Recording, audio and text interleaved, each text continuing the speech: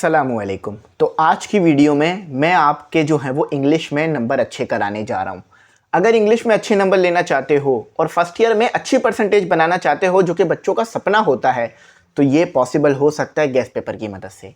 देखो, सिर्फ guest paper share नहीं करूँगा बल्कि अपना एक्सपीरियंस भी शेयर करूँगा और वो तरीके बताऊँगा जिससे एक प्रोफेसर लेवल का जो है वो इंसान आपका पेपर जब चेक करेगा तो वो आपको अच्छे नंबर ज़रूर देगा। देखो, याद रखना, 9-10 में जो आपके पेपर चेक करते थे वो टीचर्स होते थे या ऐसे कह लो कि वो बैचलर होते थे या मास्टर होते थे। लेकिन जो कॉलेज में होते हैं ना, वो प्रोफेसर होते हैं। ठीक है, तो प्रोफेसर लेवल के पढ़ाने में और टीचर लेवल के पढ़ाने में बहुत डिफरेंस है। देखो, बेशक आपको इंग्लिश पढ़ाते हैं प्रोफेसर कॉलेजेस में फर्स्ट ईयर सेकंड ईयर। मैं प्रोफेसर नहीं हूं, मैं जस्ट एक टीचर हूं, नॉर्मल टीचर हूं, सिंपल टीचर हूं।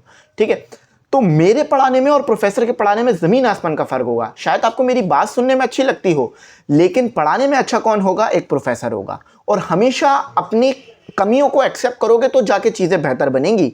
ठीक है, तो आपने बिल्कुल भी लाइटली नहीं लेना है इंग्लिश के पेपर को कि भाई मैं कर लूंगा, मेरी इंग्लिश बहुत अच्छी है, यार मैं तो बहुत अच्छी इंग्लिश बोलता हूं।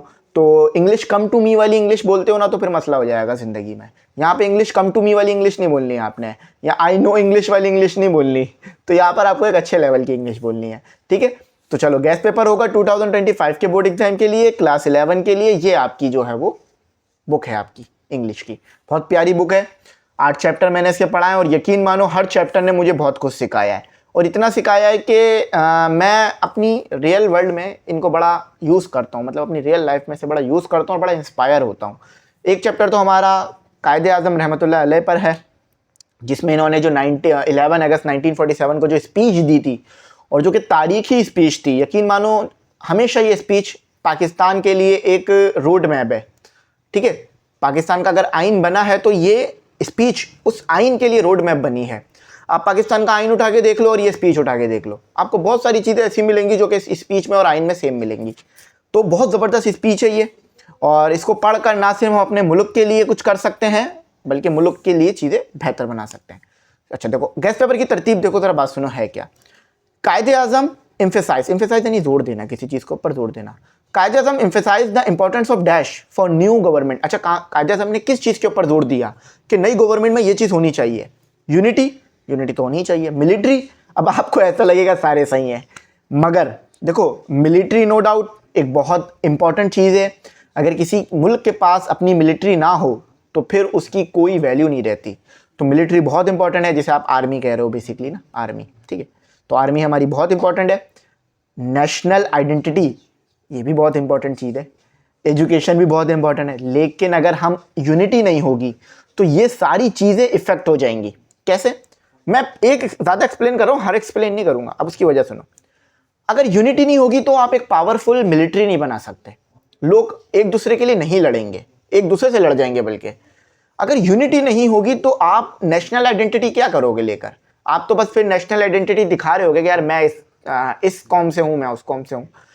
फिर एजुकेशन भी आपकी इफेक्ट होगी। क्यों भाई? एक कमरे में, यानी एक क्लासरूम में ऐसा तो नहीं ना सारे एक ही जैसे लोग बैठे होते हैं भाई, अलग अलग कौम के होते हैं, कभी कभार अलग अलग मजहब के भी होते हैं। तो यूनिटी, एक होकर हमें रहना है पूरे मुल्क में। ठीक है, हम पाकिस्तानी कहलाएंगे पहले। सही है, तो ये बात बेसिक है। तो देखो, अगर मैं ठीक नहीं हूं तो देखो यहाँ पता चल जाएगा, तो यूनिटी सही है। अच्छा चलो, अब देखो इसी तरह ना 5 MCQs आपके सामने आ रहे हैं। अब मैं सारे MCQs नहीं पढ़ूंगा क्योंकि मुझे एक्सप्लेन तो नहीं करना है ना आपको। तो जब मैं इंशाल्लाह इसको सॉल्व कराऊंगा ना तो फिर कर दूंगा उस वक्त। ठीक है, अच्छा, तो ये 2 जो है ना, ये ऊपर लिखे हुए हैं। आप बोलो शायद सर मिस है, ये देखो ये लिखे हुए हैं ना यहाँ। ठीक है, 3 यहाँ लिखे हैं, बाकी ये नीचे आ गए, एडिटिंग हुआ होगा ना। अच्छा देखो, क्वेश्चन 5 के 5 इंपॉर्टेंट है। आपको पता है बहुत सारे क्वेश्चन होते हैं, 15-20 क्वेश्चन निकलते हैं, लेकिन उसमें से सिर्फ 5 क्वेश्चन अभी तो कर सकते हो ना। अब सुनो मेरे नंबर कहाँ कटते हैं, बात सुनो मेरी। मैथ में एक बच्चे ने लिए 100 में से 100। आई थिंक मेरे भाई के भी शायद 100 में से कोई 90 नंबर आए थे, 90 या 80 नंबर आए थे उनके मैथ में। मगर मजे की बात, इंग्लिश में सुनो इंग्लिश में आए 100 में से 50 या 60 नंबर आए होंगे, 50 नंबर आए थे मेरे ख्याल से, 55 नंबर आए थे, ऐसे कुछ आया था। अब खुद सोचो, एक बंदा 92 नंबर ले रहा है मैथ में और ले रहा है 55 इंग्लिश में। अब दोनों का जरा एवरेज निकालो तो कितना बना? 147, 200 में से। तो परसेंटेज तो गिर गई, परसेंटेज तो गिर गई ना यहाँ पर, 60, 70, 80 में चले गए आप। तो जितना ज़रूरी मैथ में 100 नंबर लेना है ना, उतना ही ज़रूरी इंग्लिश में भी 70-80 नंबर लेना है। अब वो कैसे आएंगे? वो ऐसे आएंगे कि आपने रटना नहीं है इनके जवाबात को। ऐसा नहीं रट्टे लगाना कि कायदा मिस सेइंग दैट, कायदा मिस सेइंग दैट, ये थोड़ी ना करना है आपने। रटने की कोई ज़रूरत ही नहीं है। आपने ये करना है कि अपनी वर्डिंग में बच्चों से लिखना जाकर। प्रोफेसर लेवल का टीचर ये नहीं चाहता कि आप किसी बुक से रट कर आएँ और आंसर लिख दें। वो उसके पास कोई गाइड थोड़ी ना होगी पेपर चेक करते वक्त कि कोई फैसल पब्लिशर की या एमी इंग्लिश सेंटर के नोट्स या कोई नोट्स गाइड थोड़ी रख के बैठा होगा कि इससे अगर लिखा है तो मैं जवाब दूंगा, आंसर के पूरे पूरे नंबर दूंगा। वो जस्ट आपका नाम पढ़ेगा कि भाई पूछा क्या था, जवाब क्या है, हाँ कुछ ना कुछ फील हो रहा है कि ठीक है चलो भाई 5 आउट ऑफ 5 ले जाओ, और अच्छी ग्रामर है तो 5 आउट ऑफ 5 ही मिलेंगे। बात समझ आ रही है ना मैं क्या कहना चाह रहा हूँ? तो डिपेंड ये करता है कि आपने किया क्या है पेपर के अंदर। तो ये 5 क्वेश्चन है। पहला क्वेश्चन देखो, how did Quaid Azam describe the role of minorities in Pakistan. देखो माइनॉरिटीज का भी बहुत इंपॉर्टेंट रोल होता है किसी भी कंट्री को आगे बढ़ाने में। देखो माइनॉरिटीज वो लोग जो कि ऐसे मजहब से नहीं है जो कि रूल कर रहा है। फॉर एग्जाम्पल मेरी बात समझो, मैं पाकिस्तान की एग्जाम्पल नहीं दे रहा, किसी और कंट्री की एग्जाम्पल देता हूँ। फॉर एग्जाम्पल इंडिया, यहां पर रूल किसका है? यहां पर रूल है हिंदुओं का। तो माइनॉरिटीज कौन हुए? मुस्लिम, ठीक है, सिख, क्रिश्चियन और बुद्धिज्म, ठीक है, बुद्धिज्म और हिंदुइज्म अलग अलग होता है, ठीक है, याद रखना। और इसके अलावा जैन, इसके अलावा आपके पारसी, इसके अलावा आपके और भी बहुत सारे मज़ाहिब होते हैं, ठीक है। तो अब क्या होगा कि अगर सिर्फ ये जो हिंदूस हैं, अगर वो सिर्फ अपने आप को बड़ा मना ले, बड़ा कहेंगे और बाकी इनकी बात नहीं सुनेंगे, तो ऐसे कंट्री में क्या होगा? तरक्की नहीं हो पाएगी। और एक ना एक वक्त ऐसा आएगा कि मुल्क को जो है वो नुकसान उठाना पड़ेगा। क्योंकि अगर मैं आपको एक मजे की बात बताऊं, अगर ये लोग हिंदू कंट्री का 70% है ना, तो ये भी 30% है। अगर 1 अरब आबादी है ना, तो उसमें से फिर 30 करोड़ आपके पास और मजहब के लोग होंगे, और 30 करोड़ लोग अगर खिलाफ हो जाएं तो 70 करोड़ लोग फिर क्या करेंगे? ठीक है। तो इसीलिए हर एक कौम को, हर एक मजहब को इंपॉर्टेंस देना बहुत ज़रूरी है, उसकी बात सुनना, उसके लिए काम करना बहुत ज़रूरी है। स्टेट जो है ना वो अपने अंदर सबको लेके चलती है। स्टेट सिर्फ एक की नहीं होती, स्टेट सबकी होती है। तो इसीलिए इसी तरह पाकिस्तान पे भी ये रूल लगता है कि अगर पाकिस्तान में हम माइनॉरिटीज़ को नहीं देखेंगे, उनको जो है वो हक नहीं दिलाएंगे, उनको बेहतर चीज़ें प्रोवाइड नहीं करेंगे, तो पाकिस्तान को आगे बढ़ने में मुश्किल होगी। तो यही कायदे आज़म ने कहा, और कायदे आज़म ने इसे मज़ीद बेहतर तरीके से बताया था। अब अगर आपने चैप्टर पढ़ा तो आप वो लिख सकते हो, जिसमें एक बहुत इंपॉर्टेंट चीज़ ये थी कि you are free to go to your mosque, you are free to go to your temple, you are free to go to your churches. तो इस तरह से कायदे हमने इसे बताया था, ठीक है। तो आई होप समझ में आई होगी बात, है ना। चलो, हमेशा कोशिश करा करें कि अच्छे काम करें। चलो, chapter 2 once more to the lake, बड़ा ही ज़बरदस्त। यकीन मानो ये वो चैप्टर है जो आपको आपके बचपन की कहानियों में ले जाए। अब तो थोड़े बड़े हो गए हो, आप 17-18 की उम्र में आ चुके हो, लेकिन बचपने में कभी ऐसा होता होगा ना कि फादर के साथ कहीं ऐसी जगह जाते होगे कि जो अभी भी याद होगी। फॉर एग्जांपल नानी के घर, दादी के घर, या फादर के गांव, या फादर के कोई इंडस्ट्री के एरिया में।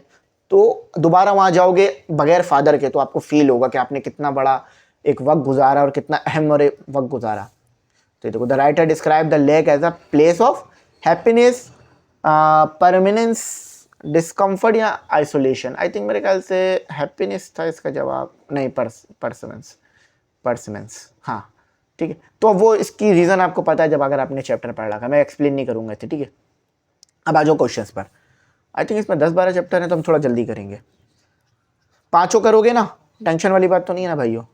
Does the writer describe the emotions upon revisiting the lake, how does. तो राइटर अपने बच्चे के साथ लेक विजिट कर रहा था, ठीक है, मगर जब राइटर खुद एक बच्चा था तो उसने अपने फादर के साथ भी ये लेक विजिट करी थी। तो उसके सामने वो तमाम वाक़ियात आ रहे थे जो उसने अपने फादर के साथ इधर एंजॉय करे थे। सही है भाइयों बहनों, बात समझ गए ना।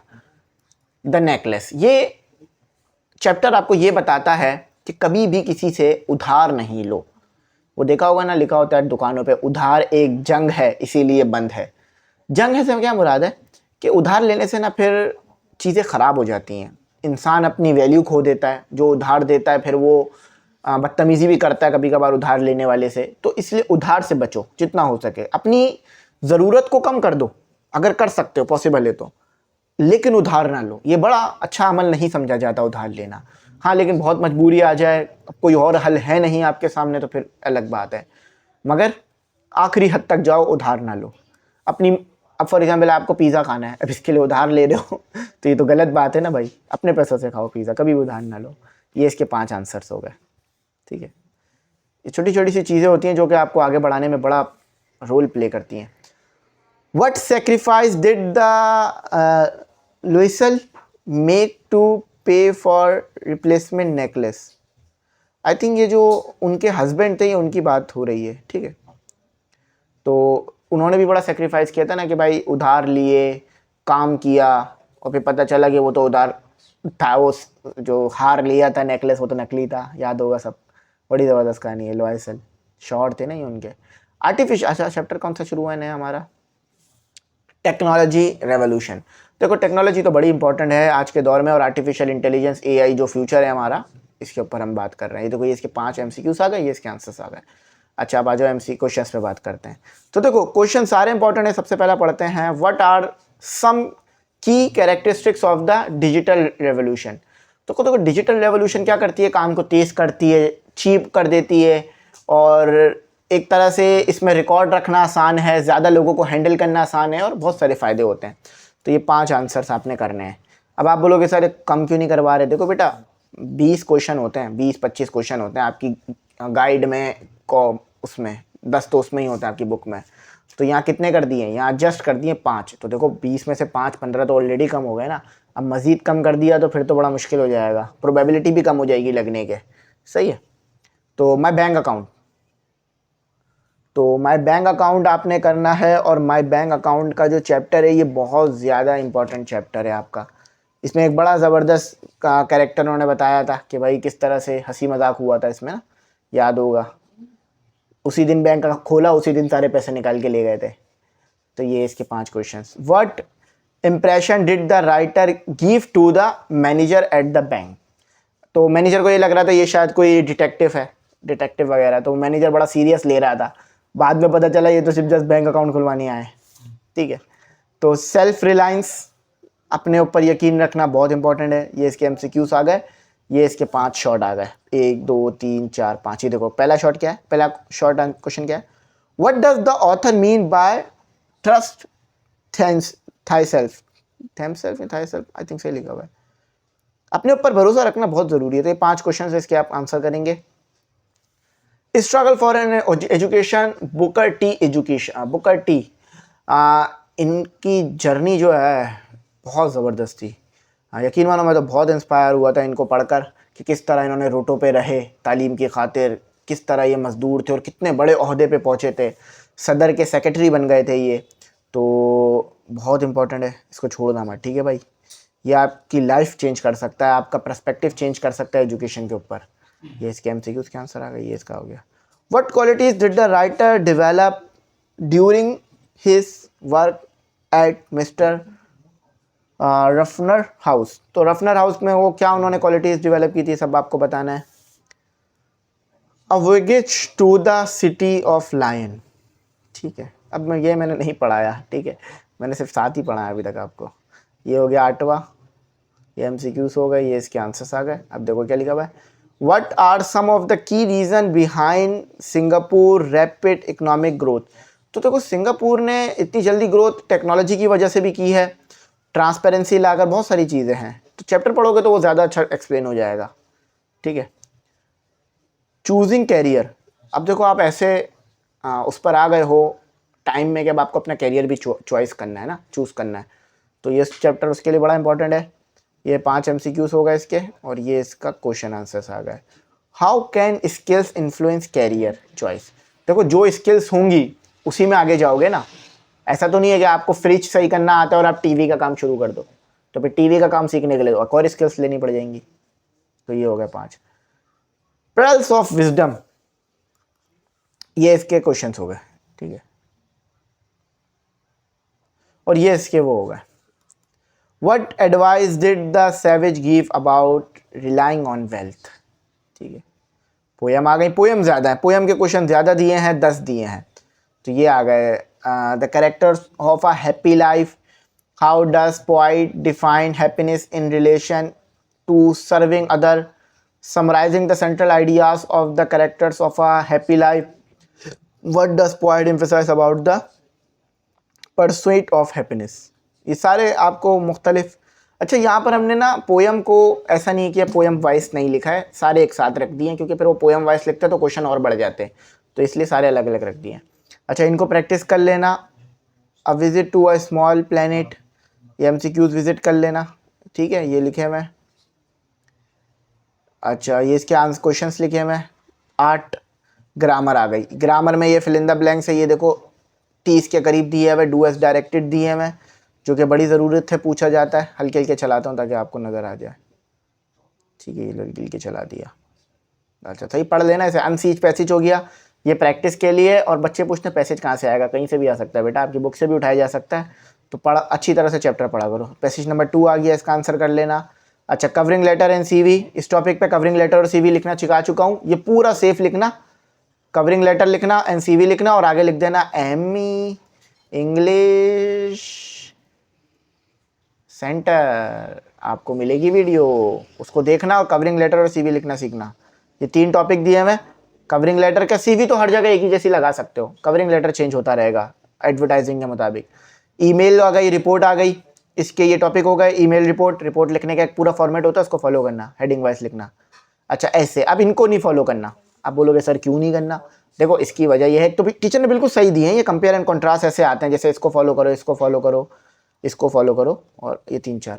लेकिन मजे की बात पता है क्या, मैंने 5 मोस्ट इंपॉर्टेंट ऐसे जो है ना वो एक वीडियो में बताएं, जिसमें से इनमें भी शामिल है, कुछ अलग भी हैं।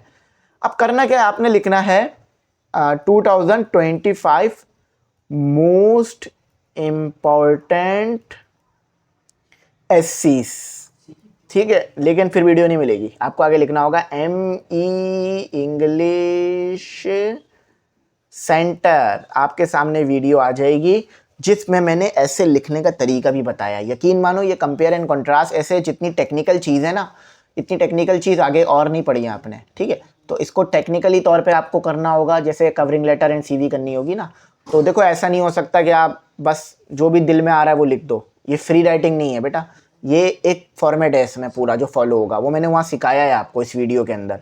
तो वो वीडियो देख लेना, ये वाली वीडियो ज़रूर वॉच कर लेना, ताकि आपके ऐसे में अच्छे, ये वीडियो ज़रूर वॉच कर लेना ताकि ऐसे में अच्छे नंबर आ जाए, ठीक है। बेस्ट ऑफ लक एग्जाम के लिए, ठीक है, बाकी कुछ नहीं है नीचे, ठीक है, बेस्ट ऑफ लक, ठीक है। तो क्या लिखा टीचर ने, every great achievement begin with the decision to try. बिल्कुल सही बात है, जब तक ट्राई करने का डिसीजन नहीं लोगे तो कोई चीज़ कैसे मिलेगी। बेस्ट ऑफ लक है, सही है। तो आई होप मेरी बात समझ आई होगी। और गैस पेपर देखो था ना, फील दिलाने वाला गैस पेपर, मेहनत नज़र आई ना गैस पेपर में, इसे फॉलो करना, इंशाल्लाह अच्छे नंबर आएंगे, तो दुआओं में याद रखना, ठीक है। और अगर फॉलो नहीं करोगे तो फिर ये होगा कि इंपॉर्टेंट चीज़ें नहीं पता होंगी, तो इनको ज़रूर देख लेना। और अगर पीडीएफ बाय करना हो इसका, तो नंबर आ रहा है, उस पर कॉन्टैक्ट करके तमाम सब्जेक्ट के पीडीएफ बाय कर लेना। 200 रुपये फ़ीस है। थैंक्स फॉर वॉचिंग, अल्लाह हाफिज़। कीमती दुआ में ज़रूर याद रखना।